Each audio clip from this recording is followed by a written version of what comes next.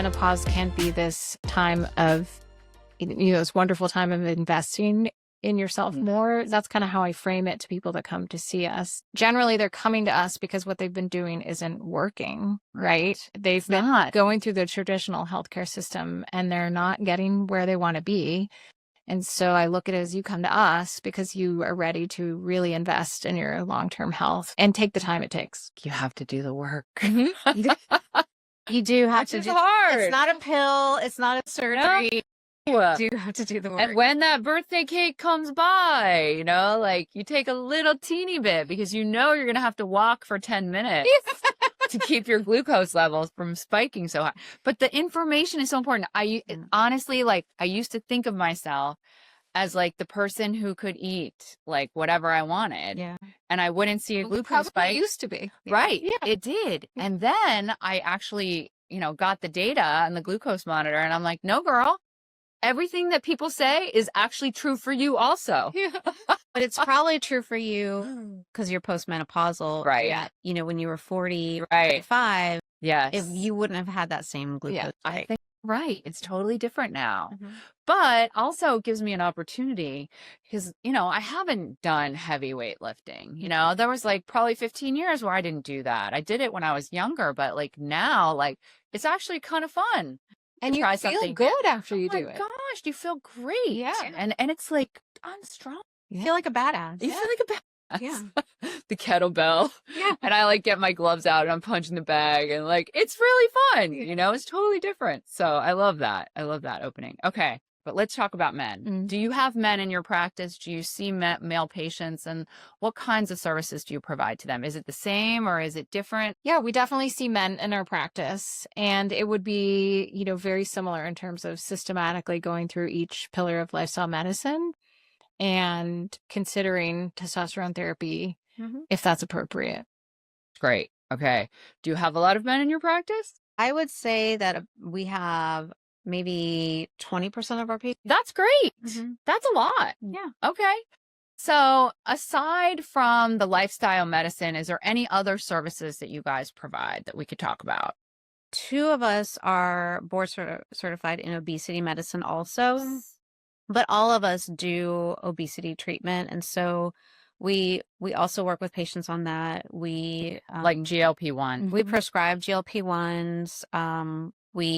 I think they're great drugs. They have side effects and they're not for everybody, but they are really good drugs for people that need them. Especially if you're doing all the other lifestyle stuff. I think it's great. And actually, I was listening to a webinar recently about the mental health aspects of GLP-1s, that there are really good, brain benefits from the GLP-1s. There's active studies now looking at addiction and GLP-1s, which will be really interesting to see what those studies end up showing. That's so awesome. So great. Yeah.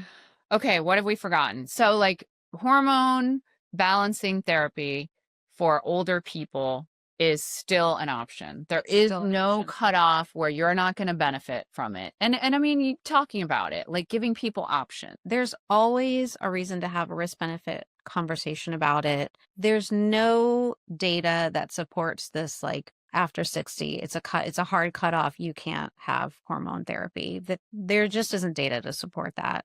And remembering also that the guidelines are very important, but they're always very conservative because they have to be. There's physicians that, will never stray against a guideline. And I understand that. And that makes sense. But there's also reasons to stray from guidelines because they tend to be very conservative. And sometimes in a very restrictive way, like the whole, over 60 are issues. We should be looking at the data. I feel like we tend to trust what people say instead of what does the data actually say? What really are they basing this conclusion on? And then looking at it because it's that Women's Health Initiative for a long time without anyone really vetting what really happened there. Yeah. Yeah. But I'm glad that it finally got debunked because Peter Attia always talks about that was the worst thing that could happen to women was that It really was. I mean, it really was. It was a good trial.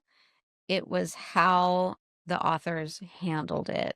The interpretation. The interpretation was bad. Yeah. It was a good trial, but the interpretation was bad. Yeah. And I think you always have to ask that question. Okay, if you're making a recommendation, what are you basing it on? So another frustrating thing is the USPSTF, which is a board that makes recommendations for different kinds of screening or therapies or things like that. Yeah.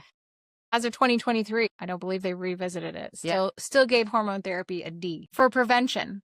Even though when you dive deeper, the studies that they decided to include when deciding on that recommendation, less than 1,000 of the women were on estradiol, What were they on? like conjugated equine. Oh my estrogen. gosh. And they totally excluded the Danish trial because they decided that, I don't know, it wasn't blinded properly when it came to certain outcomes, even though the outcomes were things like stroke and MI, which are kind of hard to fake. And so, yeah, it's just another infuriating kind of, women are going to look at that and be scared. We really do need to educate ourselves. Mhm. You know, we really do. And we need to make the decisions the way we're supposed to be making them with the informed consent. What are the risks and benefits of this? What am I going to gain from this? And I think maybe getting away from this idea that we are so terrified of breast cancer. I mean, not that breast cancer isn't terrible. It is, but it's not all we are. Right. We are our heart. We are our mind. We are our bodies. We are all these other parts of us that we're just kind of ignoring because heaven forbid you should have a small 2% increase, but really there isn't.